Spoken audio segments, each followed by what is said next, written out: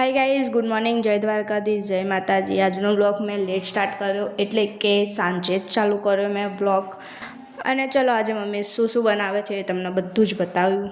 અને સૌથી પહેલાં મમ્મીએ મમરા વઘારી દીધા અને મમરા વઘાર્યા બાદ છોટી માટે મકાઈ પૌવા વઘાર્યા। અને આજનો રાતનું ડિનર બનવાનું હતું રગડા સમોસા। તો મમ્મીએ ફટોફટ પહેલાં રગડો બનાવી દીધો।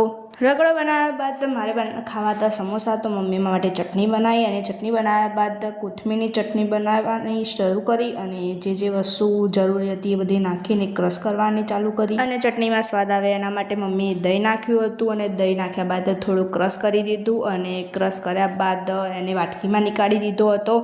અને મારા સમોસાનો મસાલો બનાવી દીધો હતો અને મસાલો બનાવ્યા બાદ મેં મમ્મીની થોડી મદદ કરી દીધી। એને થોડી રોટલી મીન્સ જે સમોસા માટે રોટલી વણવાની હોય એની થોડી મદદ કરી દીધી અને મમ્મીએ ફટોફટ બનાવી દીધું। અને બનાવી દીધા બાદ ફટોફટ જમી લીધું હતું। મમ્મી ફટોફટ જમીને કાતરી બનાવવા બેસી ગઈ હતી। કોઈને કાતરીનો ઓર્ડર આપવો હોય તો જરૂર અથાણામાં જે નંબર આપેલો હતો એ નંબર પર સંપર્ક કરજો।